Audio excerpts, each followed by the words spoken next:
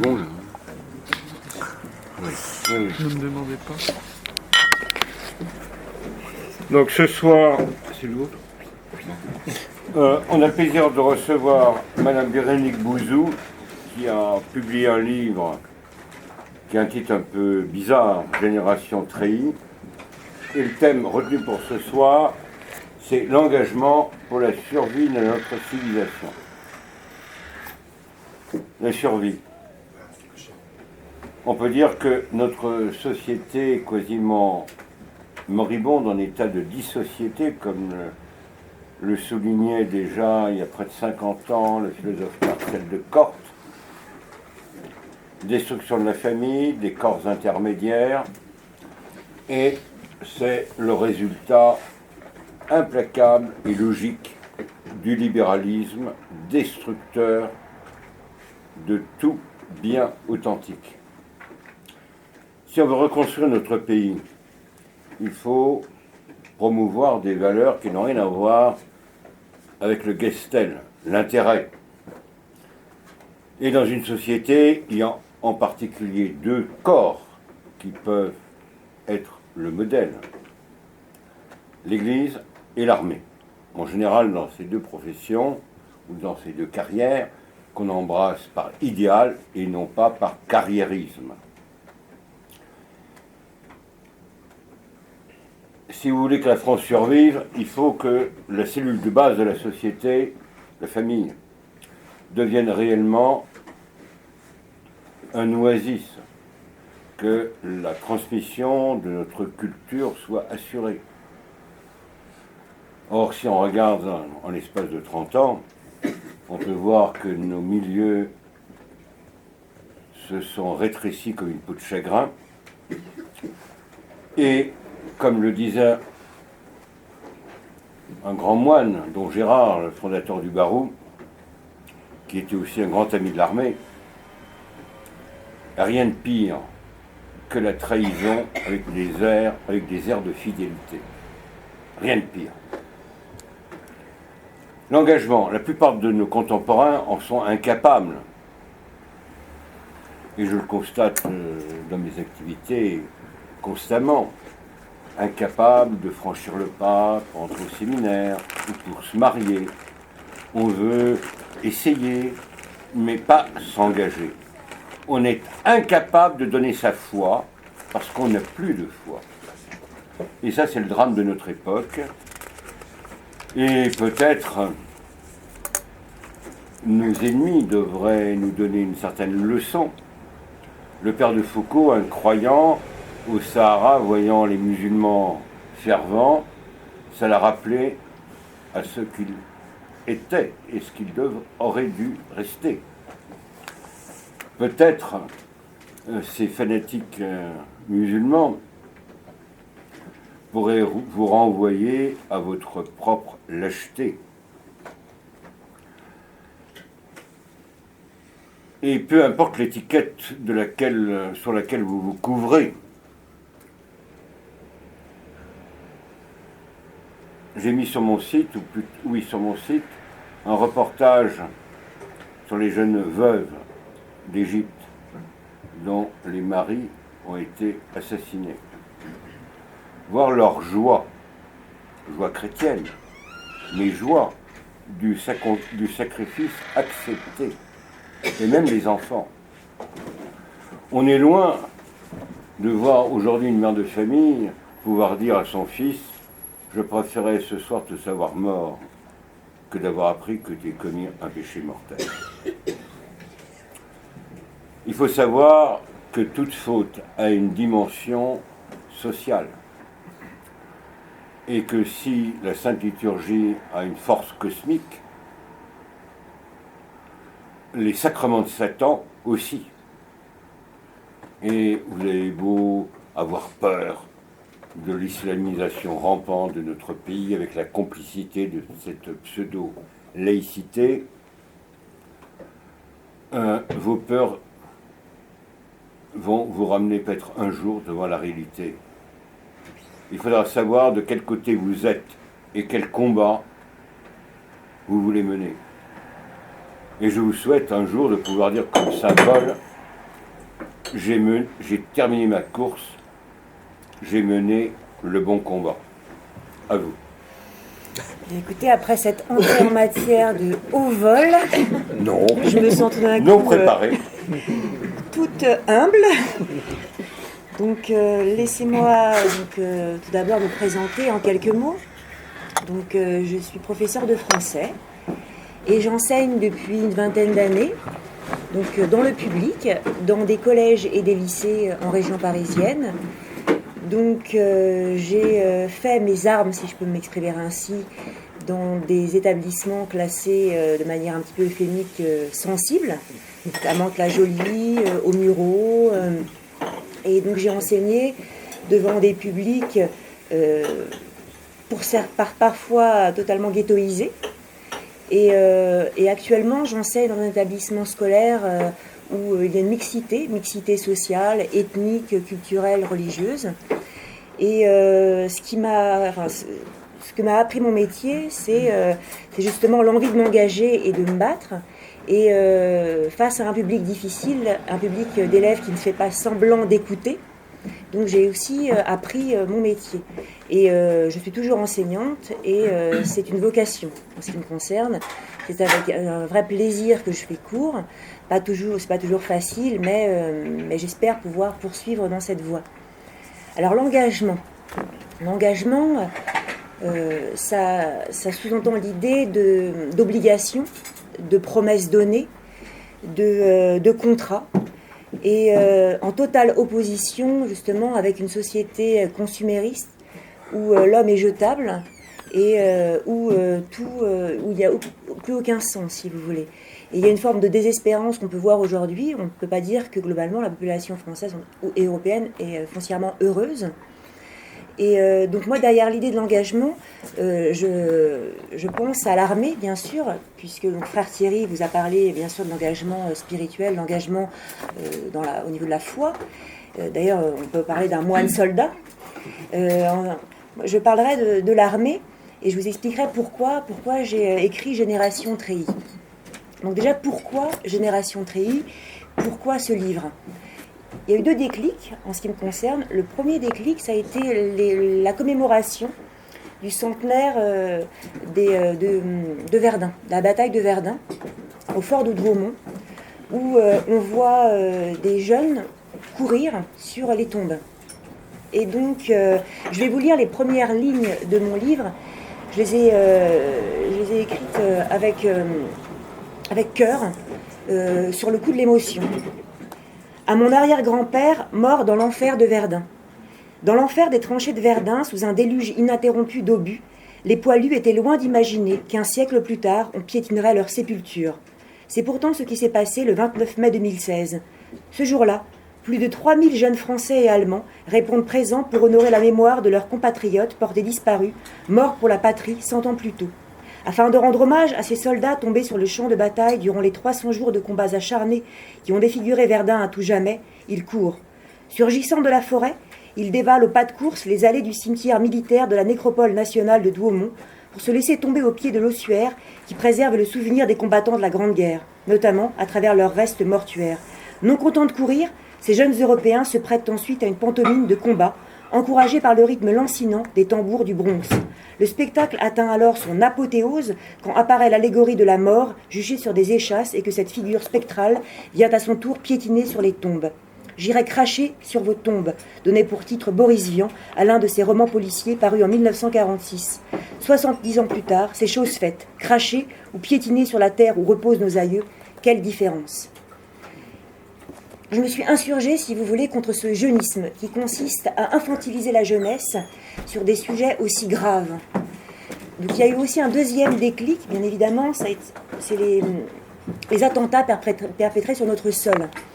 Et au-delà des attentats, ce qui m'a le plus terrifiée, bien évidemment, l'horreur des attentats est innommable, on ne peut pas décrire ce qu'on peut ressentir, mais ça a été l'absence de réaction. C'est-à-dire, bien évidemment, aller pas d'amalgame, on allume des bougies, mais surtout faire comme si de rien n'était. Vous entendez certaines personnes qui vous disent résister, c'est continuer à vivre, Surtout ne pas remettre en cause la petite société de consommation, acheter les téléphones portables dernier cri, acheter toujours plus, consommer. Et donc à la violence des meurtrières s'ajoutait une violence qui bien sûr qui n'est pas meurtrière, mais qui est une violence morale qui atteint la profondeur de notre être. C'est-à-dire on a l'impression d'une forme de déshumanisation. Et on risque de tendre de plus en plus vers cette indifférence. C'est pas moi, c'est l'autre. On croise les doigts, finalement, j'ai pas tellement plus de chance de mourir dans un accident de voiture que de mourir dans un attentat. Moi, je l'ai plus ou moins entendu, ce discours, hein, par rapport à des personnes qui m'ont tenu ce discours, à peu de choses près. Donc, c'est terrifiant. Et donc, suite à ça, je me suis dit, mais il faut écrire, il faut témoigner, et puis, pour proposer une solution.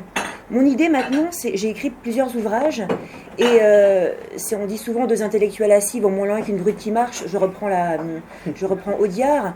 C'est vrai que derrière le livre, il y a l'idée d'action. Je voudrais vraiment agir. Donc la plume peut être, si la plume peut être justement un moyen de faire réagir, c'est important. Il n'est plus aujourd'hui l'heure d'écrire un énième livre uniquement pour témoigner, c'est vraiment qu'est-ce qu'on doit faire. Alors que faire? Déjà, l'engagement. Pourquoi l'engagement a le vent en poupe auprès de la jeunesse? Pour plusieurs raisons. Et pourquoi l'armée, justement? L'armée derrière cet engagement. Première raison, les jeunes ont un besoin viscéral d'autorité, d'ordre et d'autorité. Il est faux de croire que les élèves rêvent d'un professeur laxiste qui fait copain-copain avec eux. C'est totalement faux. Mes élèves me le disent régulièrement. D'ailleurs, certains me disent, moi je veux rejoindre l'armée. Il y en a un qui me l'avait dit l'année dernière, ou il y a 2 ans, un élève de 3e, j'aimerais rejoindre l'armée, et je lui avais demandé pourquoi. C'était pas un élève qui avait des bonnes notes, parce que madame, moi j'ai besoin de repères. J'ai besoin de me sentir, d'avoir quelqu'un qui me dise quoi faire. C'était pas nécessairement un robot qui voulait exécuter des ordres sans réfléchir. Non, mais il avait besoin d'un repère, d'une autorité. Autorité, ce sont vraiment avoir confiance en quelqu'un et s'engager. Et il y a eu une étude qui a été menée donc par l'IRSEM, où on vous dit justement, alors je cite précisément les termes de l'étude, c'était une étude Institut de recherche stratégique de l'école militaire intitulée « Enquête sur les jeunes et les armées ». Et donc il était question de l'idée d'un affaiblissement de l'antimilitarisme et d'une armée qui bénéficie d'un capital de confiance élevé dans la population française, notamment auprès des jeunes. Donc il est totalement faux de croire que les jeunes gens aujourd'hui rêvent de laxisme et d'une société permissive où tout est autorisé. C'est pas du tout ça. Deuxième raison pour laquelle les jeunes ont envie de s'engager, c'est un besoin d'adrénaline, réellement. Et ça, les militaires l'ont bien compris. Si vous regardez les clips télévisés qui passent à la télé ces derniers temps, il n'y a rien à envier aux clips hollywoodiens. Donc il y a un petit peu ce côté, l'idéal, venez servir. Et puis il y avait même après la tempête, le souffle. Donc il y a l'idée d'un souffle nouveau, d'une respiration nouvelle. Une troisième idée, une troisième raison pour laquelle les jeunes ont envie de s'engager, c'est le besoin d'être solidaire, d'appartenir à une famille. Dans une société justement où la famille tend à partir en déliquescence totale, on a des jeunes qui ont besoin d'appartenir à un groupe. Et j'avais discuté avec certains militaires qui disaient, vous savez, quand on est sur le champ de bataille, on se bat avant tout pour nos copains. On est prêt à sauver nos copains, sauver la vie de nos copains.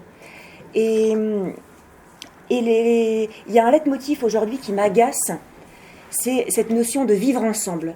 Elle est servie à toutes les sauces, le vivre ensemble, le vivre ensemble, le vivre ensemble, comme si les êtres humains étaient des bovins qui devaient vivre ensemble, la bouche ouverte. Les jeunes ont envie de faire ensemble, d'agir ensemble, d'avoir un projet commun. Ça les motive. Qu'est-ce qu'on doit faire? Qu'est-ce qu'on va faire de notre vie? Et certains ont peur de grandir parce qu'ils sont terrifiés par le manque de sens.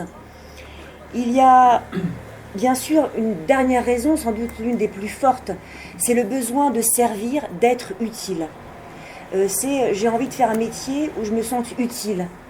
Et ça revient souvent quand je demande à mes élèves ce qu'ils veulent faire. Moi, je veux servir. Alors, vous avez des élèves qui vous disent qu'ils veulent servir dans le social, qui veulent aider les jeunes. Parfois, une élève qui était en souffrance me disait, moi, j'ai envie de servir les jeunes qui sont maltraités. J'ai envie de m'engager, j'ai envie que mon métier, d'être reconnu, qu'il y ait du sens dans tout ça. Il y a vraiment une recherche de sens. Et ce qui est intéressant, c'est que derrière cette idée donc, de l'armée, justement, on a des jeunes qui parfois idéalisent. C'est-à-dire, quand vous entendez des militaires j'ai discuté avec certains militaires qui me disaient que certains jeunes rejoignaient leur rang, mais très vite déchantaient. Parce que si vous voulez, il y en a qui se font aussi de fausses idées, qui est un petit peu comme certains voudraient être cuisiniers parce qu'ils ont vu Top Chef à la télé, des émissions donc, de cuisine, et bien d'autres aussi imaginent qu'ils vont sauver le monde et puis ils se prennent un petit peu pour un super héros. Et donc les militaires aujourd'hui, d'ailleurs nous le disent, on a des personnes qui viennent vers nous, mais le plus difficile ça va être de les garder. Alors néanmoins, pour donner quelques chiffres, il y avait un militaire qui disait, enfin c'était donc le colonel Éric de la Presley qui est responsable de la communication du recrutement de l'armée de terre, qui disait qu'il avait reçu 1500 candidatures par jour depuis le 13 novembre 2015. Et donc ça apportait à 150 000 candidatures en 2015. Et donc le nombre d'inscriptions par jour sur leur site avait triplé. Alors là, aujourd'hui, ce qui est assez intéressant, c'est qu'on entend les militaires, c'est un sondage, une enquête toute récente qui vient de sortir, les militaires nous disent que ils s'engagent, mais qu'il y a un manque, enfin, ils considèrent qu'ils n'ont pas le moral et que de plus en plus de militaires envisagent de quitter l'armée. Et donc c'était tout récent, et j'ai lu un petit peu cette étude, et donc ils invoquent la question de manque de moyens pour remplir leur mission. Et puis il y avait une deuxième raison, c'était comment concilier la vie militaire et la vie civile, avec bien évidemment par rapport à leur compagne, qui avait une profession qui devait être mutée, c'était pas toujours évident.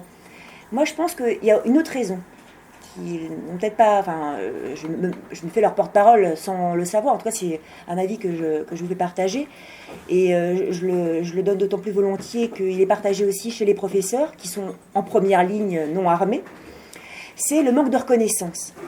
Et puis la question peut-être de à quoi bon.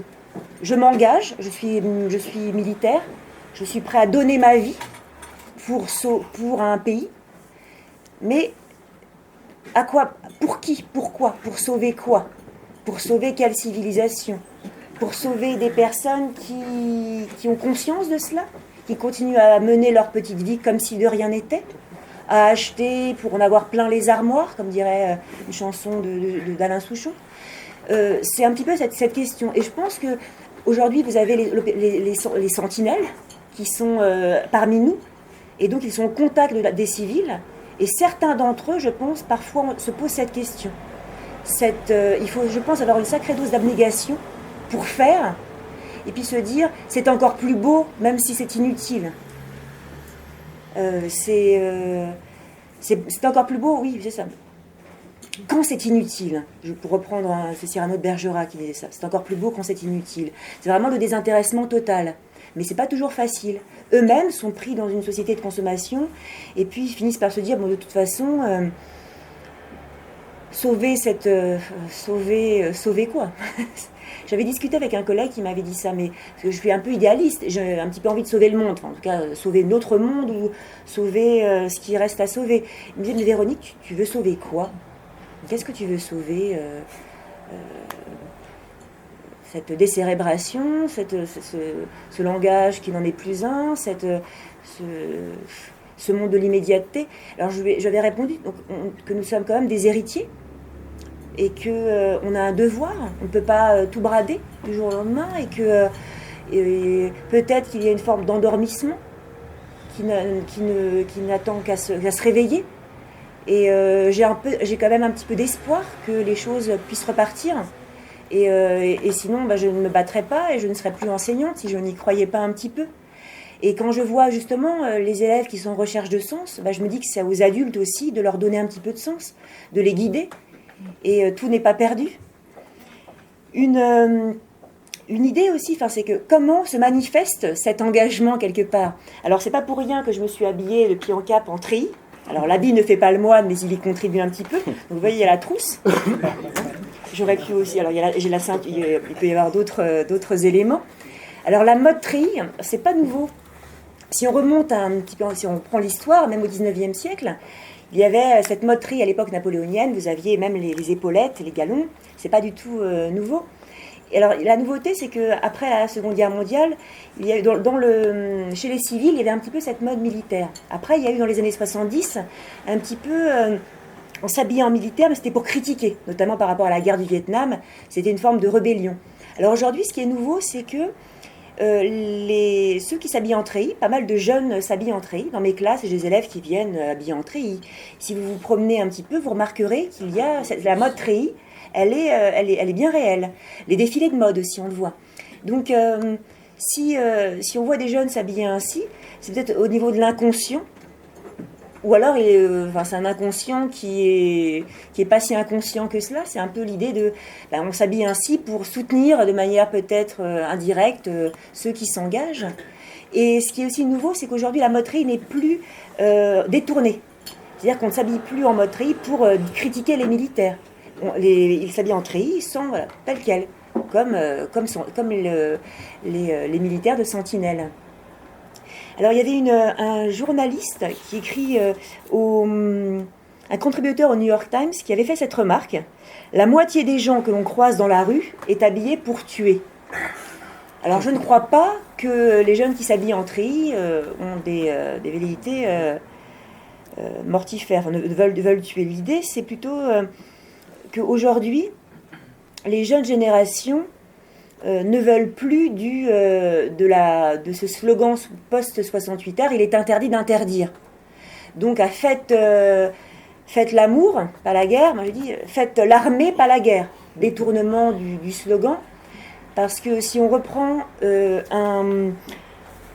la devise de l'école de guerre qui forme des officiers supérieurs des armées françaises, c'est « Si vis pacem, parabellum ». Si tu veux la paix, prépare la guerre. Et donc, comment on pourrait s'engager? Quelles sont les actions que l'on pourrait mener? Alors, si on prend uniquement à partir de l'armée, on peut en recenser 6 actions. Déjà, la sécurité. Sécuriser, pour commencer, déjà les établissements scolaires. Il y a 51 000, j'ai recensé, plus de 50 000 écoles, 71 000 collèges, 4 200 lycées. La réunion de la pré-rentrée, notre chef d'établissement nous a fait part d'un rapport inquiétant, d'un fait inquiétant, qu'on était quand même une cible de l'État islamique et que il fallait se préparer au pire, bien évidemment en espérant que ça n'arrive jamais. Donc avec des exercices d'intrusion, où les élèves d'ailleurs sont assez terrifiés parce que c'est plus vrai que nature, et on n'est pas du tout à l'aise, même quand on sait que c'est un exercice, je vous assure qu'on ne rigole pas. Donc sécuriser les établissements scolaires, sécuriser les zones de non-droit. Je pense que les militaires ont envie d'action. Alors les OPEX, les opérations extérieures, c'est une chose, mais il y a aujourd'hui en France des zones de non-droit. C'est un secret de polichinelle. Hein. Et donc les militaires auraient envie, je pense, auraient tout à fait légitimité à sécuriser ces endroits. Il y aurait aussi une troisième idée, c'est de réinsérer les jeunes. En tout cas, l'armée pourrait pallier les défaillances du système éducatif. Ça existe déjà. Vous avez l'EPID, c'est donc les établissements publics d'insertion de la défense, mais qui accueillent des jeunes de 18 à 25 ans. Maintenant, l'idée, c'est les jeunes gens qui sont plus jeunes, donc qui sont déjà un petit peu en échec scolaire. Il y a quand même 150 000 jeunes qui sortent du système éducatif sans qualification ni diplôme, qui sont laissés pour compte, que les familles ne s'en occupent pas du tout. Donc on pourrait imaginer justement des militaires qui sont ultra qualifiés, hein, qui ont fait des études, qui sont compétents, qui pourraient venir soutenir des professeurs pour encadrer des jeunes gens. Il y a également l'idée, bien évidemment, de servir de fer de lance de l'Europe. La France est le seul pays qui ne se couche jamais. C'est la France. Non, mais je me rappelle, qui ne se couche jamais. Ah, c'est-à-dire par rapport à ses colonies. Et donc, au sens littéral. on peut imaginer que l'armée, enfin, les Français, les militaires français pourraient justement, par rapport à leur histoire, par rapport aussi à leurs compétences, permettre, alors après on pourrait travailler là-dessus, mais une armée européenne, en tout cas être le fer de lance, sécuriser les frontières de l'Europe par exemple. Et puis une dernière idée, avant-dernière idée, bien sûr, c'est peut-être aussi derrière tout ça la grandeur de la France, parce que le peuple français n'a jamais voulu abandonner cette idée. C'est un grand peuple avec une histoire. Et dernière idée, peut-être la plus intéressante, c'est restaurer la cohésion nationale. Cette idée de se sentir, on appartient à un peuple, on appartient à une nation, on a envie de travailler ensemble, d'avoir un projet commun. Et je pense que derrière cette idée de l'armée, de cette idée d'engagement, il y a en fait cette envie d'agir. Et donc il y a bien sûr l'idée du service militaire, mais il y a aussi le service civil. Et on parlait de la famille, mais tout est lié, si vous voulez, l'école, la famille, l'armée, toutes ces, la religion, toutes ces idées-là. C'est l'idée de sacré, d'idées qui nous transcendent, qui nous donnent envie d'aller plus loin. Et on dit la nature a horreur du vide. Si aujourd'hui vous avez ce fléau qui nous terrorise, c'est aussi parce qu'on a laissé s'installer cela de manière insidieuse. Encore une fois, ce qui me porte, c'est l'action. Les derniers vers de La mort du loup de Vigny, c'est « Gémir, pleurer et prier est également lâche. Fais énergiquement ta longue et lourde tâche, dans la voie où le sort a voulu t'appeler, puis après, comme moi, souffre et meurt sans parler. » Il y a un petit peu quand même l'idée que je pense que dans l'action, on ne perd pas son temps, que ce qui nous mine aujourd'hui, c'est l'ennui. L'ennui qui est la cause de tous nos maux, cette oisiveté qui ronge. Et donc, l'engagement pourrait nous sauver, bien sûr, de cette perte de valeur, de cette décérébration avancée quand on regarde le vocabulaire et puis le manque de culture, et puis redonner un nouveau souffle, un élan. C'est ce que je pourrais dire. Oui. Voilà.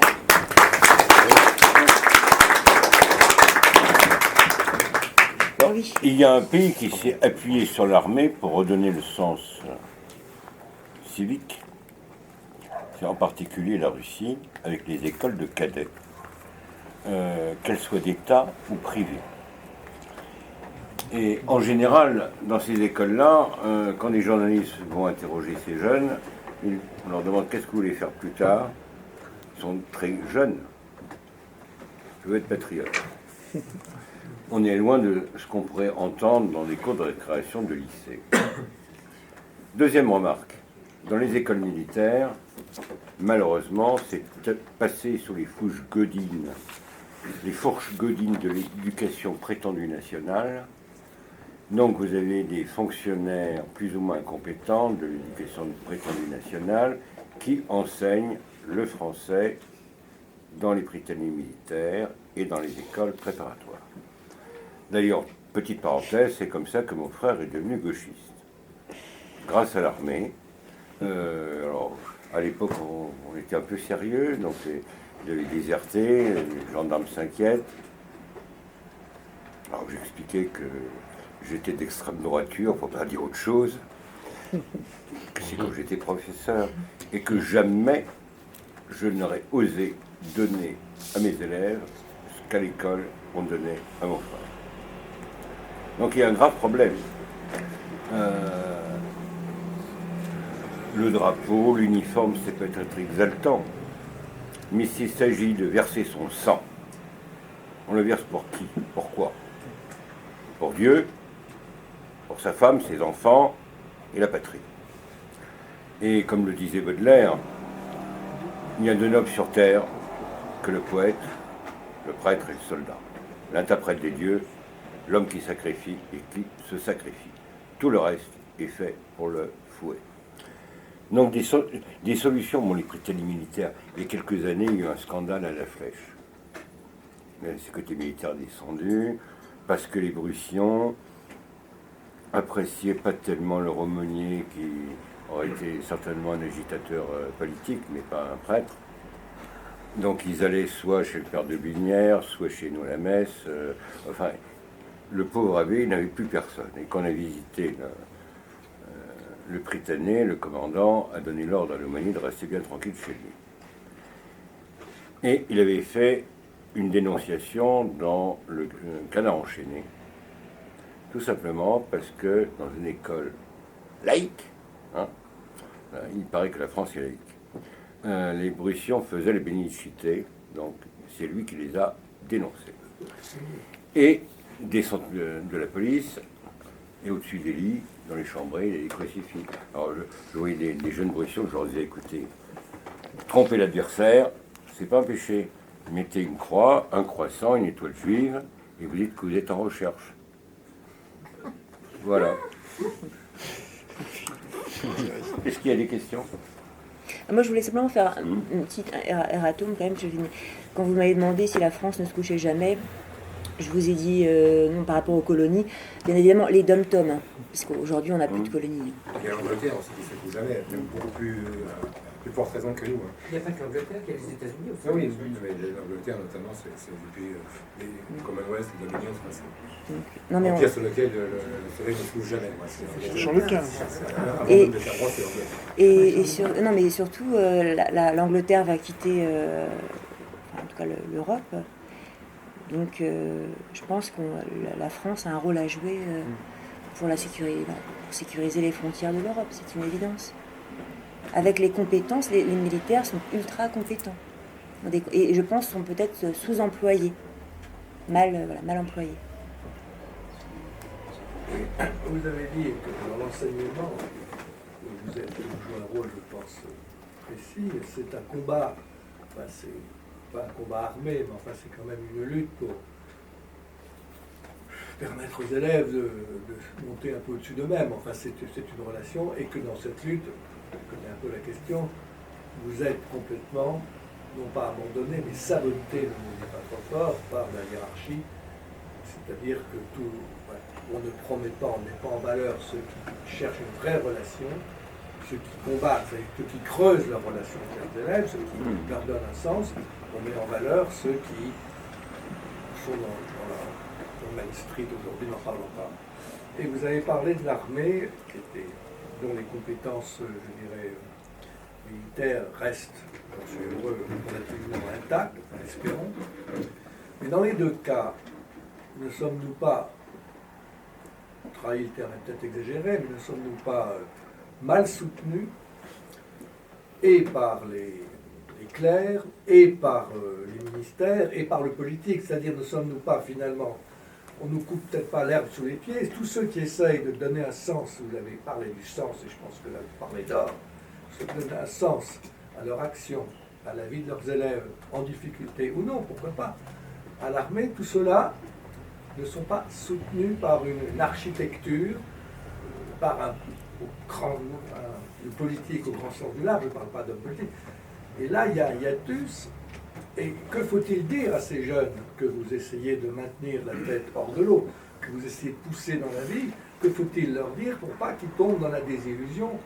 Il faut faire un pari quand même. C'est comme vous sautez en parachute, comme vous sautez et que vous savez qu'il y aura une barre fixe, vous savez qu'il y a une barre fixe, parce que cette barre fixe existe. Enfin, excusez-moi de poser le problème, mais je crois à la relation, je crois à ce que vous faites, mais après. Je vais répondre une minute. Oui, enfin, Je vais répondre une phrase après vous. non, mais, Je vais répondre d'une manière très provocatrice. La réaction, c'est la vie. La réaction, c'est la vie.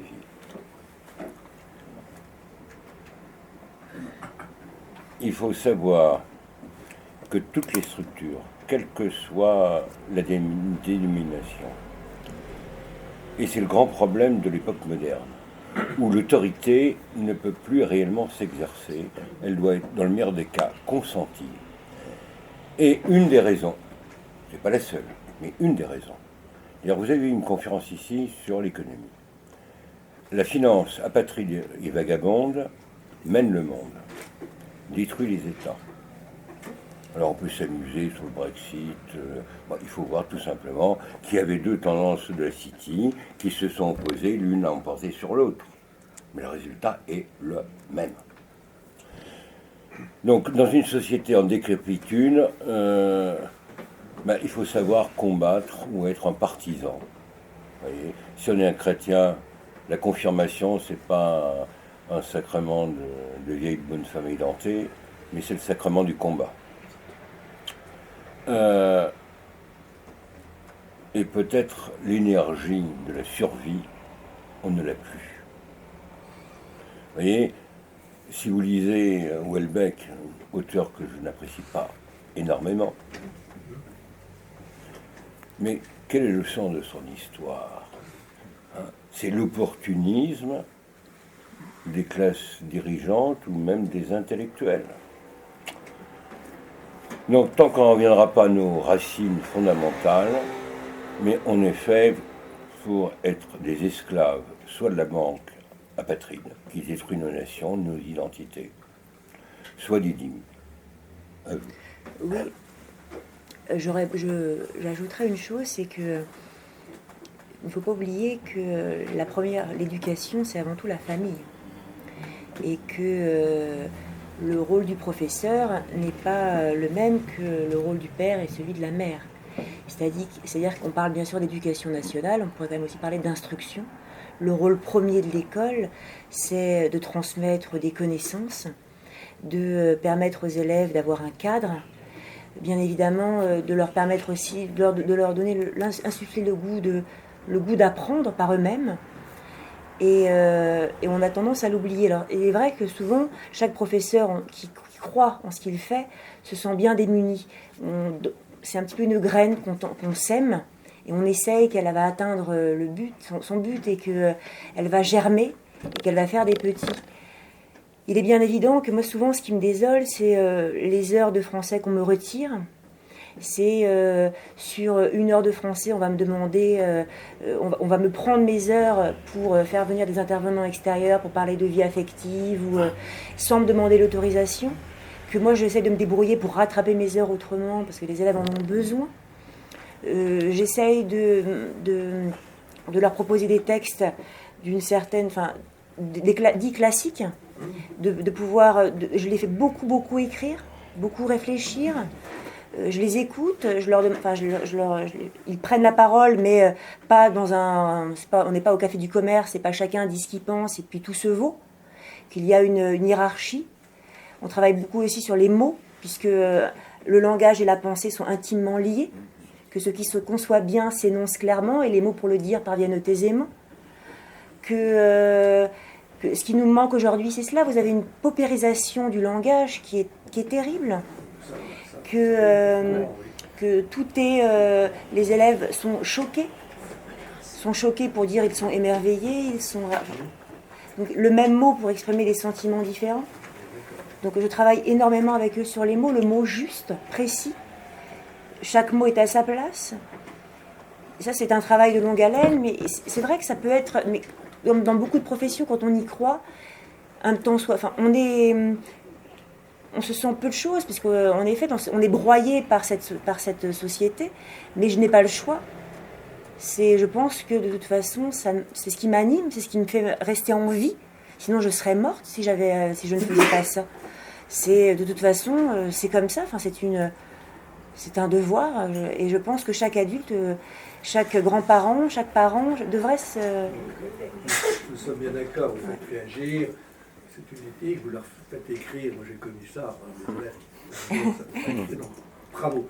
Mais derrière tout ça, il y a quand même une assise, un fondement, je dirais, spirituel, il y a un espace d'intériorité qui est saboté officiellement dans pratiquement toutes les écoles et même sous contrat. Enfin, je veux dire que, et c'est ça qui m'a personnellement atteint quand j'étais moi-même au charbon. Enfin, qui m'a personnellement atteint. Je ne suis pas mort à Sionabou, j'ai réagi, mais je veux dire que j'ai vu ça d'ensemble. Je veux dire, cet espace d'intériorité, de véritable intériorité qui fonde les caractères, comme dit Simone Veil, le temps perdu, un devoir de maths n'est pas perdu, c'est une assesse. Et c'est là où c'est tout, je dis, je n'ajouterai rien de plus, vous avez répondu à la question. Non, mais c'est pas du tout. Vous avez tout à fait raison, mais ça ne touche pas que les élèves.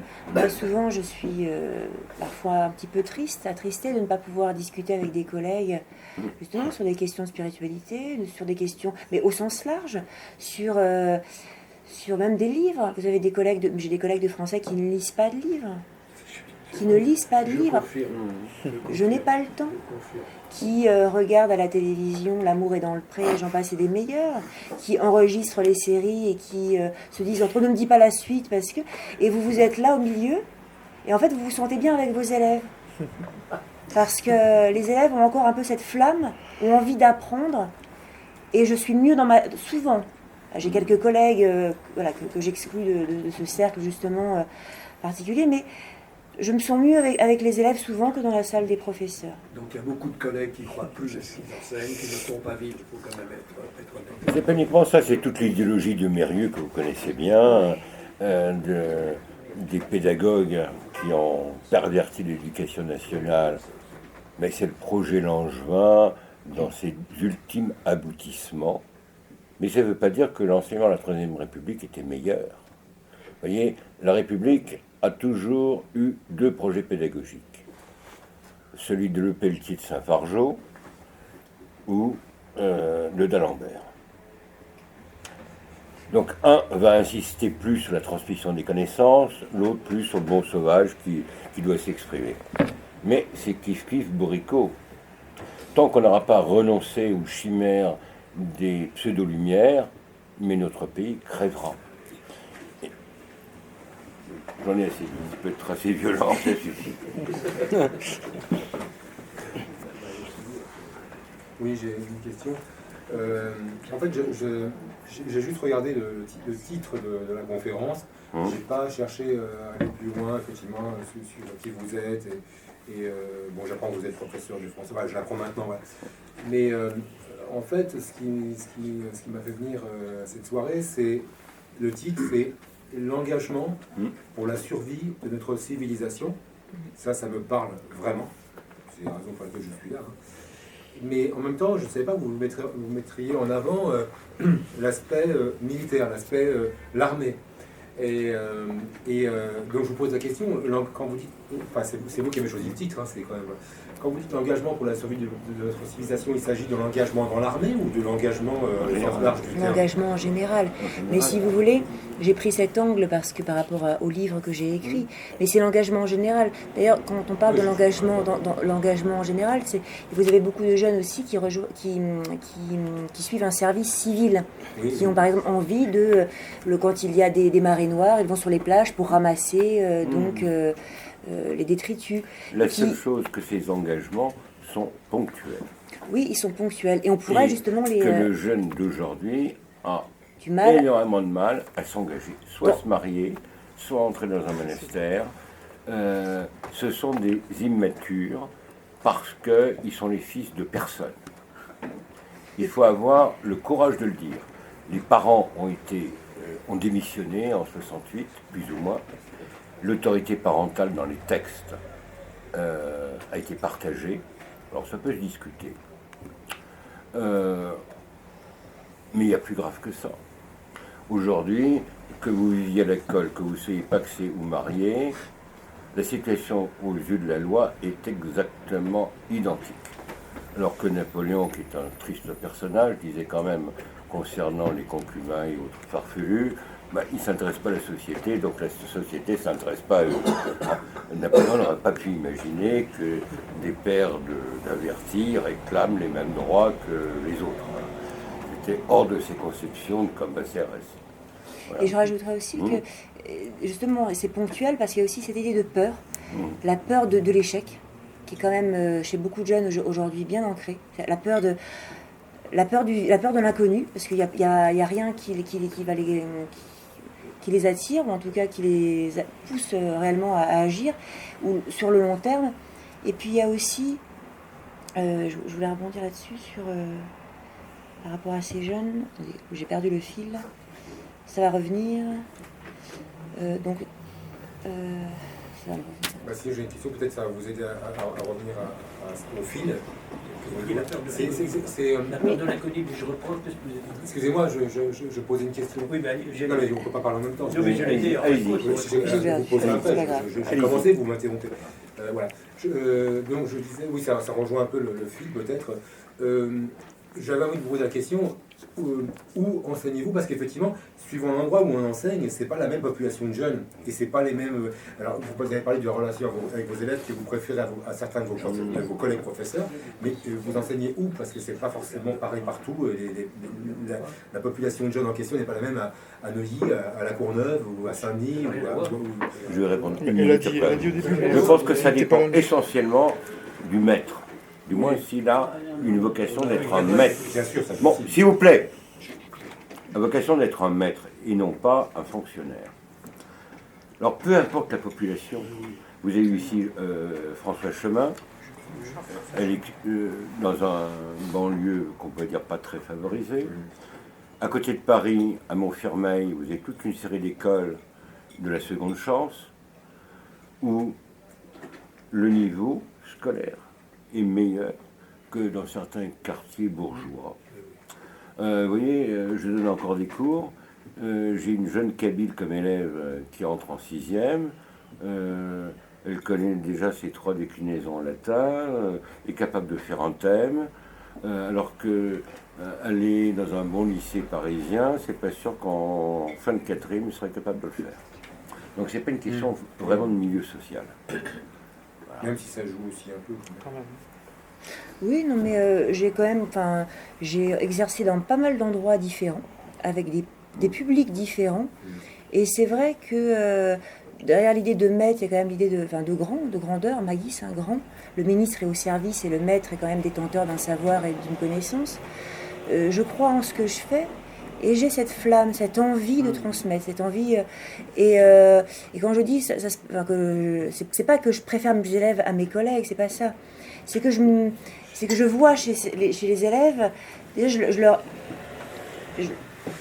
j'excuse plus de choses chez les plus jeunes que chez les adultes. Parce que je me dis, voilà, ils sont en formation, ils sont élèves, ils sont en train de s'élever. Donc c'est à moi de leur donner le goût de s'élever. Un adulte, il est responsable. Un adulte qui refuse de lire, qui refuse d'évoluer, je trouve que c'est plus grave. Donc, non, oui, vous me parlez, oui, d'engagement. Bien évidemment, société civile, si les jeunes n'ont pas envie de s'engager plus longuement, c'est parce que justement, ils sont des électrons libres dans un monde où c'est un petit peu l'uniformisation, c'est la question toujours du à quoi bon. C'est à quoi bon.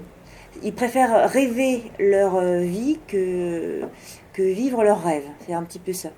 C'est-à-dire, il y a des élèves qui me disent, moi, plus tard, j'aimerais faire ceci, j'aimerais faire cela. Ils ont des modèles aussi de réussite qui ne sont pas toujours des modèles de vertu. Dans leur entourage, ils ont des personnes, des gens qui sont au chômage. Donc c'est un monde de l'argent. C'est pas, c'est combien tu pèses, combien tu te pèses, et pas quelle est ta valeur intrinsèque. Il y a 60 ans, le notaire, l'avocat, le médecin ou le prêtre avaient la même formation, ou le médecin, la même formation de base, les humanités classiques. Ça a disparu grâce à Edgar Faure, et on voit que l'homme n'est plus qu'une chose. Je ne vais pas donner des exemples, mais il ne faut pas se leurrer pour des questions de commodité. Le vendredi ou le samedi, il y a un taux d'euthanasie assez important, de morts bizarres dans les hôpitaux, tout simplement parce qu'il n'y a plus le respect effectif de la personne humaine, qu'enseignait Cicéron, entre autres. Quand vous voyez des députés, des députés, c'est pareil. Oui, c'était le mot qu'employait Léon Daudet, la vermine parlementaire, qui disent que la loi dépend de la majorité, elle n'a pas de fondement en soi. Avec le positivisme juridique, on peut tout. On peut tout. Donc la plupart des enfants sont dans des foyers soit éclatés, soit recomposés, soit ils ont tellement d'occupations qu'ils ne s'occupent pas réellement d'éduquer et de transmettre quoi, on se le demande. à leurs enfants. Donc, en fait, réellement, sans besoin de PMA, GPA, ils sont le fils de personne. Et l'État est bien content. Parce que l'État, qu'est-ce qu'il cherche à avoir? Des individus. Il suffisait de lire la prose de ce passéiste qui était Payon, où il expliquait que l'éducation prétendue nationale devait faire un homme nouveau. Hein, le vieux mythe. On voit à quoi ça aboutit. Et je pense que les adultes ont trop souvent été des missionnaires. Totalement. Et que justement, derrière l'engagement, et aussi l'engagement, bien qu'est-ce qu'on transmet aux plus jeunes. Et je pense qu'on est chacun responsable. Au bout d'un moment, il faut arrêter de dire on va rien faire, c'est à l'autre de faire. J'ai rencontré pourquoi justement l'armée, parce que bien évidemment l'armée, il y a aussi les armes, il y a aussi combattre. Ils sont prêts à se sacrifier, si vous voulez. C'est l'engagement ultime. Donc je suis allée jusqu'au bout. C'est-à-dire qu'on ne peut pas aller plus loin que de donner sa vie pour une cause. Alors encore une fois, c'est la question pourquoi donner sa vie. Après, il faut faire très attention que on tend vers la privatisation des armées ou la privatisation des forces d'intervention. Et ça va bouleverser certainement beaucoup de choses. Je ne vais pas donner certains pays, mais ils ont énormément de forces qui sont en fait des mercenaires et qui n'ont même pas l'idéal d'un Bob Denard. Ils savent pourquoi ils se combattent. Ils ont tant de milliers de dollars à la fin du mois. Point. Mais ça, les élèves sont au courant de ça. Oui. En français, on aborde plein de textes, et puis les élèves qui disent ce qu'ils pensent. Il n'y a pas de filtre, en fait. Et c'est vrai que par rapport à cela, ils vous le disent. Mais de toute façon, je leur avais, madame, un prof, ça gagne combien? Je leur ai dit, mais si je venais en Porsche, ça serait bien mieux. Et quand j'avais écrit un livre qui s'appelait Ces profs qu'on assassine, pour parler un petit peu de la souffrance des professeurs dans leur travail, j'avais été invitée par les médias à l'époque, et j'aurais pu mettre un post-it vu à la télé. J'avais de la valeur parce que j'étais vue à la télé comme un produit. C'était un produit de consommation, en fait. On me voyait à la télé. Et pour eux, ils vont s'engager virtuellement. Ils le disent d'ailleurs, en fait c'est la peur. Aujourd'hui on est une société aussi de la peur. La peur de se confronter au réel. Chez les élèves j'ai aussi ça, cette peur-là. Ou alors dans le meilleur des cas, des sincérités successives. Oui. Mais on n'est plus capable de donner sa foi d'une manière irrévocable. Mais vous parlez justement aussi de l'immédiateté, que ça ne dure pas. Les écrans sont pour beaucoup aussi. Cette société du zapping, où tout doit aller très vite. Et oui. Et donc, on passe d'une idée à une autre. J'ai envie de faire ça, puis oh non, ça me plaît pas. Finalement, je vais faire autre chose. Okay. Et les adultes sont aussi pris dans ce tourbillon. Vous êtes confrontés au réel, excusez-moi de vous le dire. Vous êtes confrontés au réel. Mais je pense qu'il y a beaucoup de grands-parents aujourd'hui qui doivent s'occuper de petits-enfants et qui pallient aussi les défaillances parentales. Les parents qui ne sont jamais auprès de leurs enfants, et vous avez aujourd'hui beaucoup d'enfants qui partent en vacances avec leurs grands-parents. Madame, vous avez vu ce qui se passe dans la société actuelle? Ce week-end, par exemple, j'ai vu un événement, quelqu'un qui s'est fait agresser, on lui piquait son sac, il y avait plein d'hommes dans le compartiment du RER, pas un s'est levé, pas un, alors qu'on était en train d'agresser une femme. Quand vous voyez la lâcheté des hommes, comment voulez-vous que ces gens-là apprennent le courage à leurs enfants? Moi, je suis issue d'une famille militaire, je n'ai jamais connu ça. Hein. Vraiment, j'ai été choquée. Ben, aujourd'hui, on en est là. Plus personne ne se lève. On a fait un monde de l'opec. Et à la limite, je dirais, c'est les femmes qui ont plus de courage que les hommes. Vous êtes levés? Oui, il y a 2 femmes qui se sont levées à la fin. Ils sont intervenus, les autres? Exactement. Voilà. Aucun homme s'est levé. Aucun homme. J'en étais choquée. Franchement, c'est une génération d'opètes. Excusez-moi de vous le dire, mais là, vraiment, je trouve que les femmes ont peut-être plus de courage et qu'on peut être plus solidaires entre elles.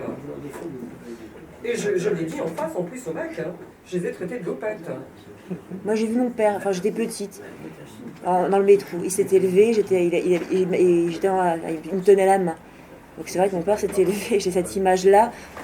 Bon, après, c'est un souvenir fugace, mais je sais que... Mais madame, les deux jeunes filles qui se sont fait assassiner dans le train, je suis sûre qu'elles ont vécu la même chose. Je suis sûre qu'il y avait des gens autour.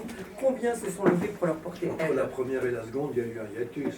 Que la première, il passe, mais la seconde, les gens étaient... À la gare de Marseille. Je suis sûre que c'était le même concours de Si circonstances. les gens veulent partir... Oui, et puis, mais est-ce que vous êtes au courant quand même qu'il y a eu une enseignante, je n'ai pas noté son nom ici, qui a soutenu une politique qui avait parlé en parlant de l'assassin de ces deux jeunes filles, de martyr. Oui, nous. Et il y a une professeure qui l'a soutenu. Oui. Et moi, je réclame moi, j'aimerais que cette professeure ne soit plus enseignante. Parce que si elle soutient, moi, il faudrait qu'elle démissionne. C'est intolérable. C'est intolérable. Parce qu'on peut imaginer si elle tient ce genre de propos, ce qu'elle peut dire à ses élèves. Oui, Donc, mais là, il y a quand même des choses. Moi, j'aurais eu un élève qui aurait fait soutenu, je leur ai dit que vous n'êtes plus dans ma classe. On leur dit le recteur vient, le recteur viendra, ce sera bien. Et si les collègues de cette professeure la mettaient en dehors, c'est-à-dire que si on ne réagit pas contre des choses qui dépassent en temps de bord, parce que là, tu ne fais plus partie, le recteur peut te mettre, nous, on te refuse du lycée. Il y a quand même des réactions qu'on peut avoir. Moi, je suis assez d'accord avec vous. Je pense qu'il y a des cas de conscience, c'est-à-dire qu'on est aussi responsable et que si on tient des beaux discours et puis qu'ensuite au quotidien on se comporte comme des lâches, le discours n'a plus aucune valeur. Encore une fois, je pense que c'est important, des petits actes, mais d'être droit, on va dire, la droiture, et puis franchement d'agir en fonction de notre conscience. L'engagement, c'est ça aussi, c'est d'agir en fonction de notre conscience. Je me rappelle en 90. Alors, les vrais hommes, aujourd'hui, on les cherche. Excusez-moi de vous le dire, hein. Mais on les cherche. Et bien souvent, j'étais dans les conférences politiques, ce sont les femmes qui se sont levées. Et les mecs regardaient par terre. Et les militaires sont... Politique haut niveau. Oui. On leur envoyait quelques vérités en pleine face, ils ont baissé les yeux, et ce sont les femmes qui se sont levées. Les femmes sont une vraie lâche.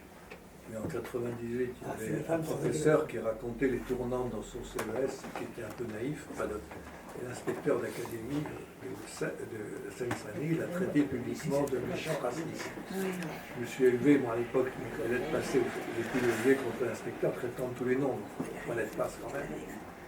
Mais bon, je trouve que. Mais c'est vrai que devant ce genre de réaction absolument inimaginable, on ne s'est pas levé en masse. Alors que le professeur faisait que dénoncer une situation qui existait dans certains CES, je n'insiste pas sur les faits. Mais les premiers ouvrages que j'ai écrits datent de 2005. Il n'y a rien à, malheureusement. Enfin, j'ai abordé des sujets qui sont d'actualité aujourd'hui. J'ai joué les Cassandres, mais malheureusement, comme Cassandre, condamnée à prédire l'avenir, et personne ne la croit. Enfin, c'est exactement ça. Et encore, aujourd'hui, face au réel, quand même, les mentalités évoluent. Parce que c'est un petit peu, mais à ce rythme-là, on est mal parti. Mais en effet, ça évolue quand même auprès de collègues. C'est vraiment une rééducation complète de la société. Hein. Ça prend du temps. Il faut changer beaucoup de choses. Hein. Ça prend du temps. Il faut que les adultes prennent le goût du risque. Et moi, le titre de mon dernier livre, c'était « Je suis une prof réac et fière de l'être ». Parce que, de toute façon, à partir du moment où vous parlez d'autorité, vous êtes un vilain réactionnaire. Mais pareil, j'avais parlé de réac au sens de réagir. C'était de la provocation, bien évidemment, de réagir. C'est-à-dire que je réagis, je m'engage parce que je suis vivant. Et je trouve l'apaisement dans l'action. Sinon, on devient fou, on perd la raison. L'engagement pour ne pas perdre la raison. Aujourd'hui, on se sent démuni et on est là, on attend d'être les prochaines cibles, on attend d'être les prochains sur la liste, on attend la fin sans réagir. Et si j'écris un prochain livre, ce sera plutôt un livre testament pour les générations futures qui nous demanderont des comptes. Non, peut-être qui nous demanderont des comptes, mais pourquoi vous n'avez rien fait ? Qu'est-ce qui s'est passé ? Pourquoi vous n'avez rien fait ? Vous étiez au courant que vous aviez devant vous cela. Qu'est-ce qui s'est passé ? Et expliquer pourquoi on ne fait rien, ou pourquoi aussi les personnes qui savent ne font rien, ou sont dans l'incapacité d'aller jusqu'au bout. Et dans beaucoup de cercles, vous avez des personnes qui écrivent, mais elles attendent des autres de passer à l'action. Elles attendent. Finalement, il y a bien quelqu'un qui va agir, Ah oui, alors ça, c'est il une va se passer stratégie de quelque guerre. chose. Le terrain est très mineux, on envoie le premier, on avance derrière. C'est une stratégie de guerre très courageuse. Hein. Oui, c'est ça. Raconté par Clavel à 14-18, Henri Barbus, un soldat se lève et dit à l'attaque. Un petit soldat réduit tout le monde le suit et il gagne une tranchée. Il faut quelqu'un déclenche la mayonnaise. Qui est prêt de jouer à la Jeanne d'Arc? Faut-il être, faut-il être sûr d'être suivi? Vous voyez, il y a eu des Jeanne d'Arc à l'époque moderne, entre autres Jacqueline El-Khoury, là, au Liban. Pendant les guerres civiles, elle a commandé un bataillon de femmes. Pas une insulte, pas un juron. Quand il fallait se battre, on se battait. Pas d'exaction. Une discipline de fer, mais une foi inébranlable. On peut trouver ça éventuellement dans des pays confrontés à des drames. Notre pays, on peut toujours espérer un sursaut. On attend des signes. Il est dans un état, disons, de décrépitude très avancé. Et on voit très bien certains sujets qui peuvent fâcher l'ordre mondial, les maîtres du monde actuel, même par des réactionnaires, ne sont plus abordés. Parce qu'il ne faut pas fâcher. Et j'irai pas plus loin. Il ne faut pas fâcher et Voilà. j'ai beaucoup de jeunes aujourd'hui qui me disent ça se fait pas. Voilà. Ça se fait pas. Ça se dit pas. T'as pas le droit de penser ça. T'as pas le droit de dire ça. Oui, on a une forme de terrorisme intellectuel et on est complètement Alors abruti. ça, le terrorisme On est intellectuel, c'est une vieille technique de la manipulation du langage. Et on pourrait dire que c'est l'inversion de la parole du Christ. Quand vous serez 2 ou 3, je serai parmi vous. La démocratie libérale est tellement puissante, elle a tellement imprégné l'air qu'on respire de son contre-évangile, que les gens sont capables de s'auto-censurer. Et on peut penser à certains cas historiques. Par exemple, Azef, qui était à la fois un agitateur communiste ou révolutionnaire dans la période 1905 en Russie, et en même temps un des hauts gradés, même un des responsables de l'Okhrana. Donc il jouait exactement sur les mêmes tableaux. Il y a eu peu de gens comme lui, mais il y en a eu quelques-uns.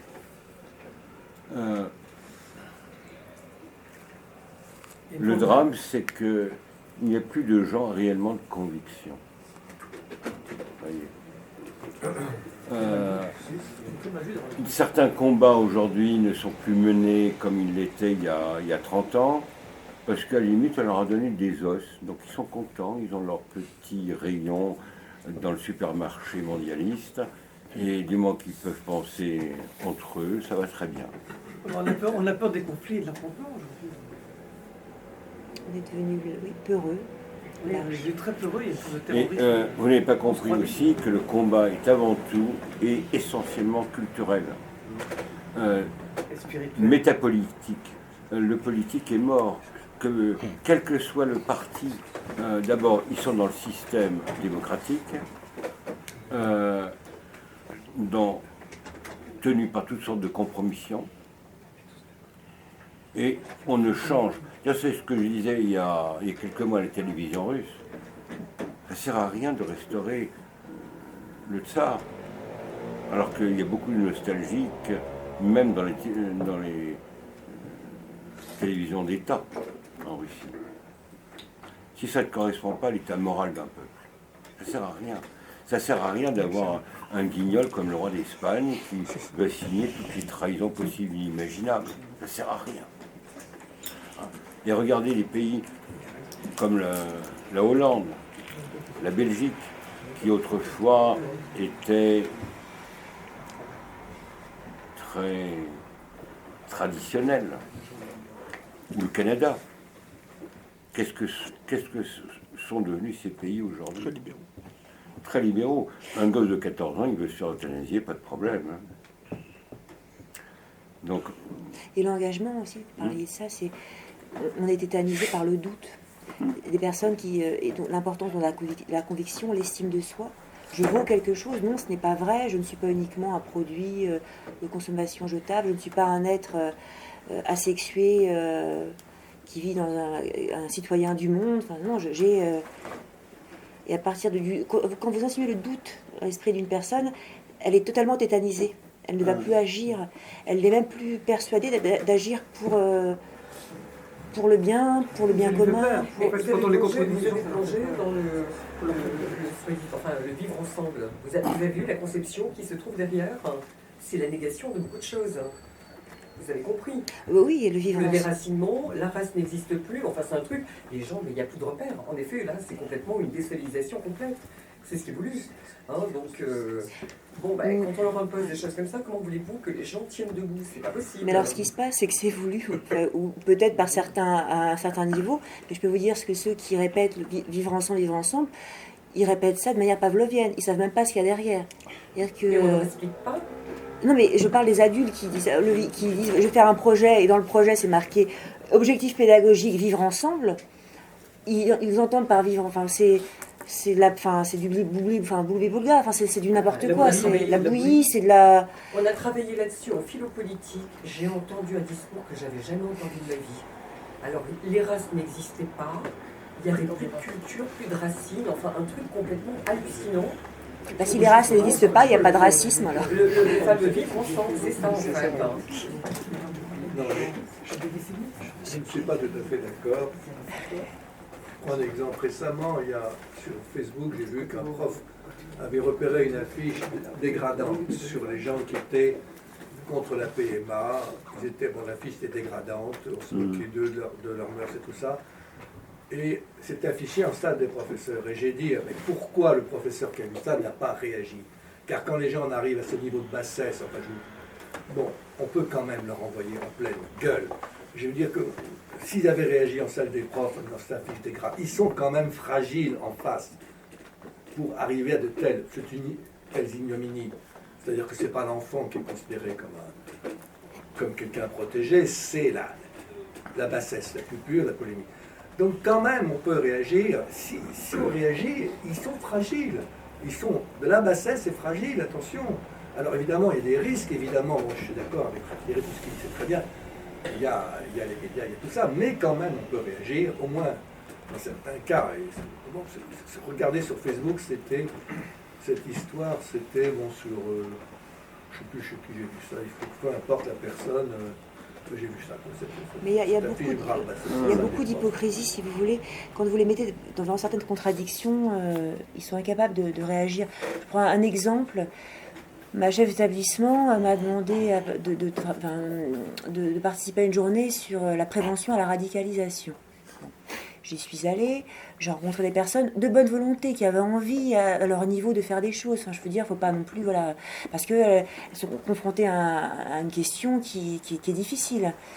Et puis il y avait donc des comédiens à qui on avait demandé de faire une petite pièce participative pour sensibiliser les élèves sur les dangers notamment de la manipulation sur les réseaux sociaux. Et donc, ils nous ont dit, on a pris une jeune fille qui a été en fait embrigadée par une secte d'ONG. Donc, je leur ai dit, mais attendez, secte ONG, ça existe, c'est Éveil 24. Et pourquoi vous ne prenez pas un exemple concret? Je lui ai dit, une jeune fille qui part en Syrie, c'est du concret, les élèves comprennent très bien. Je dis, vous savez, mes élèves, il ne faut pas tourner autour du pot, ils vont considérer qu'on les prend pour des imbéciles. Ah mais non, on ne veut pas d'amalgame. Je dis, mais pas d'amalgame entre quoi et quoi? Donc, vous sous-entendez que des élèves musulmans on ne pourrait pas leur parler donc, de l'État islamique sous prétexte que... Donc vous mettez quelque part, ça veut dire que vous sous-entendez que ils sont tous pareils. C'est vous-même qui créez des amalgames en voulant... C'est paradoxal, on est en plein dedans.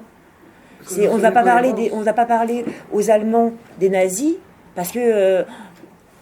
c'est amalgame. Donc c'est toujours, et c'est tout le temps comme ça. Vous avez les discours parfois néocolonialistes aussi de certains syndicalistes qui parlent à des élèves d'origine immigrée. Moi, c'était le cas quand j'étais à Mantes-la-Jolie il y a quelques... Mais c'est honteux. C'est honteux. On va vous aider plus parce que quoi, vous êtes débile. parce que la seule, enfin, soit vous êtes réellement handicapé mental et là on va vous aider plus parce que vous avez une déficience physiologique, soit on va vous aider financièrement parlant parce que vous avez des problèmes financiers, mais sinon on a tous un cerveau, on peut s'en servir. Et donc je déteste en fait cette hypocrisie. Le bien le mal se part de beaux habits, et quand vous tenez un discours de vérité, les élèves le savent. Et c'est aussi pour ça que ça se passe bien avec mes élèves, parce que je suis sincère, je peux me tromper, je leur dis. Et ils le sentent. Et ils le sentent. J'aime ça. Et je crois que c'est aussi l'engagement, parce que c'est vrai que vous avez raison, je n'ai peut-être pas à parler assez, que l'engagement, c'est aussi s'engager. On va s'engager auprès de quelqu'un en qui on a entièrement confiance, qui est la figure de l'autorité. Je m'engage parce que je suis une personne en qui j'ai entièrement confiance. Et j'ai envie d'avancer. Et les figures d'autorité aujourd'hui, elles sont rares. Oui, alors c'est pour ça qu'effectivement, tout à l'heure, j'apprécie ces paroles parce que j'avais un peu craint, et d'ailleurs c'est toujours présent, je crains toujours un peu d'ailleurs, je vais aborder le sujet, de cet aspect que je trouve un peu cette idéalisation de l'armée. Et ça m'inquiète, ça me fait peur. Je vais vous dire pourquoi. Moi je n'ai rien contre l'armée, j'étais dans la marine, j'ai fait l'école des fusiliers marins commando, j'ai embarqué sur un porte-hélicoptère très connu, un navire qui était le phare de la marine française, la Jeanne d'Arc, qui a été démantelé il y a environ 3 ans. J'étais spécialiste de l'armement, je m'occupais de sécurité à bord, je n'ai rien contre l'armée, voilà. Soyons clairs. Maintenant, le frère Thierry parlait des cadets de Russie, mais il y a aussi des cas où, en Allemagne, dans les années 30, où on crée les sections d'assaut, les SA, puis plus tard les fameuses sections de sécurité, les SS. Bon. Il y a plus récemment, avec leurs uniformes, etc., voilà, c'est cet embrigadement militaire, paramilitaire et militaire. Il y a bien sûr toutes les dictatures d'Amérique latine, où des cas comme Pinochet, Lazare, Franco, au Portugal, Lazare, Franco en Espagne, et où on met toujours un homme qui est là pour sauver l'ordre moral et la République. Vous voyez ce que je veux dire? On est bien dans le même contexte, là, contre cette dérive laxiste. Mais qu'est-ce qui se passe? Il se passe l'horreur. Qu'est-ce qui torture dans les camps, dans les prisons en Syrie? C'est des militaires. Donc, je pense que, et là je rejoins ce que disait le frère Thierry, s'il n'y a pas un changement culturel profond dans la société, c'est pas la peine de mettre un pseudo, personne hégémonique qui va tout remettre de l'ordre, mais en fait il faut un changement réellement à la base au niveau de la société et de l'éducation. Et là, ce que vous faites est un très bon exemple. Mais voilà, c'était sur cette attention. Alors déjà, pour vous rassurer, attention. La première chose, moi j'ai maille à partir avec l'autorité. S'il vous plaît. Et c'est vrai que j'avais rencontré plusieurs militaires. Je leur avais dit, vous savez, c'est quand même paradoxal d'écrire, en ce qui me concerne, un livre sur l'armée. Si on m'avait dit ça dans mes classes en Hippocagne et en Cannes, que j'écrirais des livres sur l'armée, on se serait moqué de moi, parce que les professeurs sont quand même, on est le public le plus irrévérencieux qui soit. Et bien sûr, derrière ça, il y a un peu l'homme providentiel, l'homme qui va sauver le monde, qui va nous sauver. Dans le livre, justement, derrière la génération triste, il n'y a pas que les armes, je ne parle pas que de ça, c'est plus général, c'est-à-dire que c'est la cohésion nationale, c'est le lien entre les générations, les plus jeunes qui vont aider les anciens qui vont aider les... donc il y a tout cela. C'est une révolution culturelle. Oui, et pareil, à la fin, je précise bien aussi qu'on pourrait envisager la société civile travailler avec les militaires, avec des garde-fous. Mais bien évidemment, le côté reductum hic lero, mais puis cette peur de revenir chasser une société dépravée pour remettre une société. Donc c'est pas qui a eu. Mademoiselle, arrivée un peu au niveau de la sélection se fait. Il y a une sélection, malheureusement, pas malheureusement, mais c'est comme ça que ça se fait. Il y a une sélection qui est faite. Il y a un départage. Et déjà, les gens vont dans des écuries. Voilà, suivant leurs compétences. Et j'en parlais encore dernièrement avec un énarque. On disait on était formés dans certaines écuries, on ne sait même pas exactement dans lesquelles, on s'en rend compte qu'après, et c'est même pas nous qui les avons choisis. et arriver au plus haut niveau, c'est ce qui se passe, on s'en rend même pas compte. Voilà, on s'en rend compte que beaucoup plus tard. Donc il y a des choses, et c'est pareil, tout à l'heure vous avez parlé des colonies, on a travaillé sur le découpé des précarés, que ce soit de l'Angleterre, de la France. Voilà. Bon, ben, quand vous réétudiez le traité de Berlin, il faut savoir ce qui se passe au-dessus des colonisations, comment ça s'est fait, et comment aujourd'hui on essaye de cogiter pour essayer de relancer une économie qui puisse venir de l'extérieur, parce que là on est carrément dans une globalisation où on est tellement affaibli ici qu'il va falloir relancer par l'extérieur. Moi, c'est comme ça je vois ça. Et on se dit, mais il est où notre Poutine? On nous répond, il y en a plein en Europe. Vous vous rendez compte? On est en train de dire que nous sommes les héritiers. Parce que d'une part, on ne le mérite pas. Vous voyez, ce personnage. Ne partez pas, on va dédicacer le livre. Est le fruit d'une longue histoire.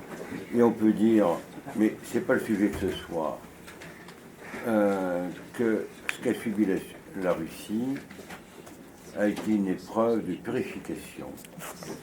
Quand on regarde la littérature russe d'avant la Révolution, de que ce soit 1905 et de 17, on pense par exemple à Leskov, le grand roman à couteau tiré, on croira le roman d'aujourd'hui, la description de notre société, l'absurde.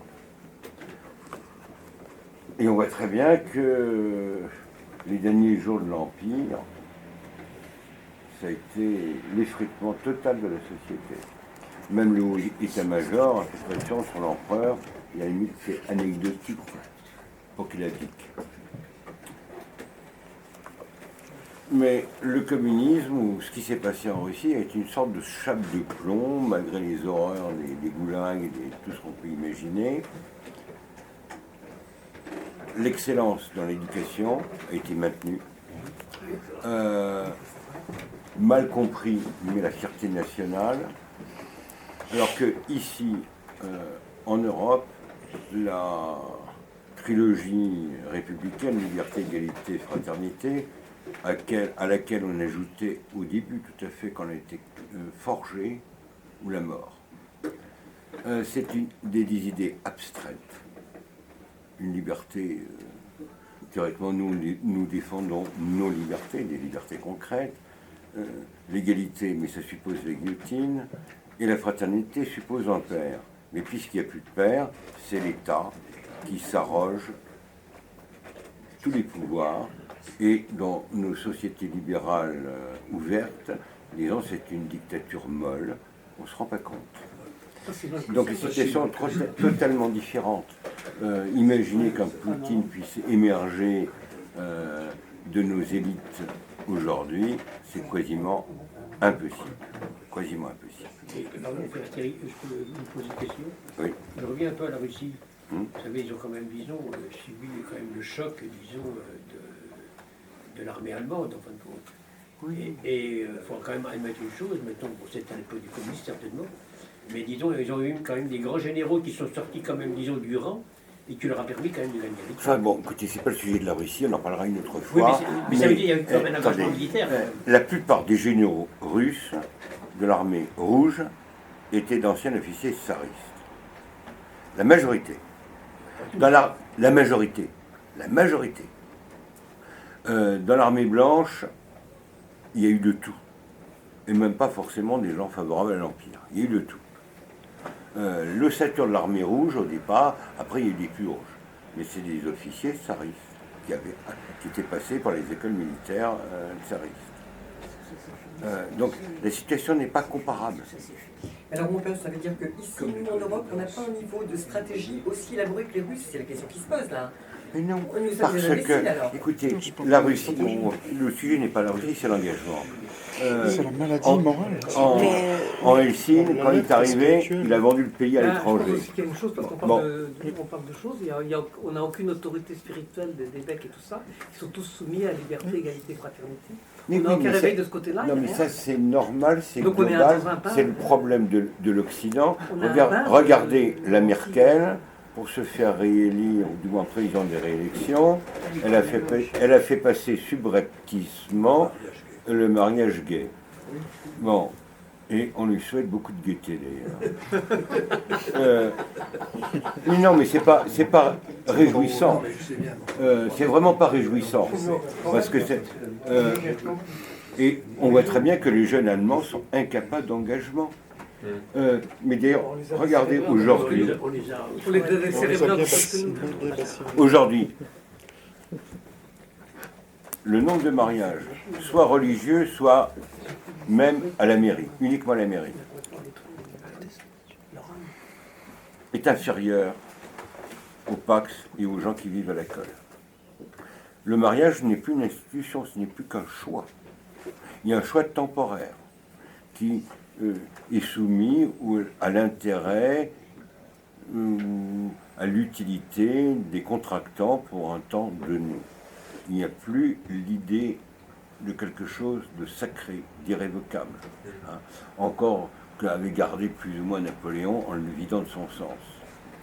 Et je pourrais, par rapport à l'engagement, c'est vrai que c'est une notion dont j'ai pas parlé parce que c'est vrai que je l'ai abordée dans d'autres livres, c'est la détestation de ce que l'on est. On parlait des manuels scolaires et autres, cette idée de repentance, qu'on est coupable de naissance, que toute notre histoire est à jeter, qu'il n'y a rien de bon. Et comment voulez-vous que moi j'ai des jeunes qui viennent aussi, qui ont des origines différentes, comment voulez-vous que les jeunes aiment ce que l'on est si nous-mêmes on n'est pas capable de d'être fiers de notre histoire, de notre culture, de notre langue? Ils ont besoin aussi d'avoir des modèles. Ça, c'est une hypocrisie. Non, parce que c'est pas une hypocrisie du tout, parce que vous avez aujourd'hui des manuels scolaires où c'est que de la repentance, c'est que de la victimisation. D'accord. Et alors, les économistes, on va leur dire il faut que les pays africains restent sous la coupole de l'Occident pour servir leurs intérêts. Non, mais on met en place des dictateurs. Non, mais je vous parle pas de ça. Là, je vous parle vraiment. C'est un autre sujet. C'est autre chose. C'est vraiment les élèves. Moi, ils adorent quand je leur dis la langue française est belle, on lit tel poème. Ah oui, et on a les meilleurs ingénieurs, on est bon, et ils ont besoin d'entendre ça, que pas, on est des bolos, nous les Français. Donc il faut être fier. Ils ont besoin de ça. Et ils ont envie de s'engager si on est fier de ce que l'on est. Ça ne veut pas dire que, bien sûr, encore une fois, il y a la légende et puis il y a la réalité. Mais ils ont besoin de ça. Comment vous faites avec la mixité? Comment ça avec la mixité? C'est pas tout à fait. Quelle mixité? Quelle mixité? Quand vous avez une mixité avec des gens qui viennent des pays nord-africains, oui. C'est pas la même histoire. Moi, alors je vais vous répondre à une phrase. Les derniers défenseurs de Rome n'étaient pas des Romains, c'était des Berbères, des Ibères. Ils avaient la culture, le génie de Rome, et dont nous avons hérité pendant longtemps. C'était parcere subjectis et debellare superbis. On épargne les vaincus, on les assimile, on leur donne notre culture. Les orgueilleux, on les écrase. Et parmi mes meilleurs élèves, oui, les meilleurs élèves que j'ai pu avoir, c'est quand même des élèves qui sont maghrébines. Oui. Et qui et donc encore une fois, je ne veux pas ce discours. Mais pour les filles, soyons clairs, parce que les filles justement, elles veulent se sortir de cet état-là. Pas forcément. Mais au-delà de ça, c'est-à-dire que je pense qu'il faut dépasser, qu'il faut voilà, soit on décide d'agir ensemble et puis de trouver des solutions. Alors pareil, pourquoi prendre le biais de l'armée? Non pas que j'idéalise du tout, hein. Bien sûr, moi dans mon éducation, je fais des études, je connais l'histoire. L'idée c'est pas de tomber dans la barbarie, c'est de dire voilà, les politiques ont échoué. Si on attend que chaque individu lambda fasse quelque chose, ça va être compliqué. Donc essayer de donner une impulsion. Et l'impulsion par rapport à tout ce qui se passe aujourd'hui, on voit des sentinelles, derrière l'idée de sentinelle, il y a quand même l'idée de protection, on peut faire quelque chose. L'armée, ça n'a plus, enfin, les militaires français aujourd'hui sont très proches des civils, ont des compétences encore dans plein de domaines, hein, que ce soit dans l'informatique, faut pas croire que ce sont des brutes épaisses, sanguinaires, avec le couteau entre les dents, et qui vont venir nous égorger. Hein. C'est pas aujourd'hui, c'est pas les barbares. Les barbares venaient du nord d'ailleurs. Donc quand on assimile, c'est pas. Mais mon père, vous avez fait des études de religion Ce ne sont comparée. pas eux. Vous avez fait des études de religion comparée avec l'islam. Mais oui, j'ai étudié tout ça. J'ai étudié tout ça. Oui, bien sûr. Bon, on va conclure. On va conclure. Non. Non, je Oui. parlais d'une piste qui n'est pas regardée, c'est l'orientation des élèves. Et ça, c'est quelque chose qui devrait permettre d'intérioriser et de les rendre eux-mêmes, de se rendre eux-mêmes. Là, c'est une piste qui n'est j'ai pas utilisée avec ces trois garçons. Pour les orienter, c'est pas évident. Et là, comment on fait? J'en ai parlé même. Enfin, dans le livre, il y a un chapitre où je parle de ça parce que je suis professeur principal de troisième aussi, et comme j'ai un contact avec eux, il y a une forme de presque de déterminisme, de fatalisme. Ils sont pas à égalité, les élèves. Hein. Vous en avez certains qui de toute façon, je suis nul, j'y arriverai à rien, et puis d'autres ont des rêves, et puis de toute façon ma mère me dit que j'y arriverai pas. Donc, à l'inverse, d'autres vont avoir des rêves de grandeur parce qu'ils ont des modèles aussi différents. D'autres qui vous prennent à témoin, madame, aidez-moi parce que mes parents ils veulent que je fasse quelque chose, mais moi j'y crois pas. Vous saurez leur parler. Donc il y a toute cette question. Et puis pareil, en France, il y a cette idée que la voie générale est la voie technologique, mais on dévalorise le travail manuel. Et cette peur de dire si tu ne fais pas des études intellectuelles, c'est que tu es un bon à rien. Enfin, il y a cette idée chez les élèves aussi. C'est pour eux, si ils ne vont pas en voie générale, c'est un échec. Ils considèrent ça comme un avilissement. Alors ça va être dur hein, de remettre ça aussi. Justement, c'est qu'avec l'orientation faite sérieusement, ils se connaissent mieux eux-mêmes. Bien évidemment. Ils ont leurs objectifs et qu'ils construisent leurs rêves avec ça. Moi, je commence avec ça avec eux. Ils parlent. Non, mais c'est vrai, enfin, je leur demande d'essayer de faire leur autoportrait, avec, ce qui est très difficile, avec leur autocritique. Critique, hein, vraiment, on ne sait pas. Hein, donc, le positif, les points forts, les points faibles. Et puis, de travailler là-dessus. Leur expliquer que l'erreur n'est pas grave. Que c'est persister dans l'erreur qui devient une faute. On dit mais l'erreur c'est ce qui permet de rebondir, c'est que je prends l'escalier, c'est que si je ne me trompe jamais, je ne progresse pas, c'est parce que je vais me tromper que je vais monter les marches. Donc il y a toute cette idée encore une fois la peur qui tétanise. Mademoiselle, vous avez vu la classification de grandes écoles, comment elles ont chuté. Et en économie, voilà ce qu'on nous dit. On a baissé le niveau scolaire parce qu'on sait pertinemment qu'on va mettre des jeunes sur un marché du travail sans déboucher. Donc on préfère les maintenir dans un cycle universitaire le plus long soit-il que de les voir sur un marché qui leur revient. Et on est en train de nous dire que de toute façon il y aura de moins en moins de travail et on envisage la possibilité que les femmes retournent, alors là on ne sait pas comment ça se fait parce qu'il y a un taux de réussite pas possible chez les femmes, retournent au foyer. Alors là c'est encore une question. Non mais c'est des questions intéressantes. On va arriver. Faites une conclusion sur l'idéal, s'il vous plaît. L'idéal, moi, est-ce qu'on choisit de s'engager ou est-ce que c'est... Moi, je suis idéaliste par nature. Alors, quand on est idéaliste, on est souvent déçu par le réel, mais on croit en quelque chose. Je pense que c'est un devoir, l'engagement. Donner des motifs de s'engager et avoir quelque chose à défendre. Et non, il faut se dire qu'il y a quand même l'espérance. Que quand on est chrétien, on a quand même cette espérance. Et que peut-être justement que c'est dans des périodes de grande souffrance et de tentation, des périodes où le danger est présent et qu'on a peut-être des raisons de se réjouir, parce que peut-être il va y avoir enfin un réveil. Un éveil, et puis un espoir. Donc on peut conclure. Non, c'est fini maintenant. On peut conclure avec ce mot de Peggy. Le porche de la deuxième vertu, cette petite fleur de l'espérance. Et c'est très important pour quelques combats qu'on ait à mener demain.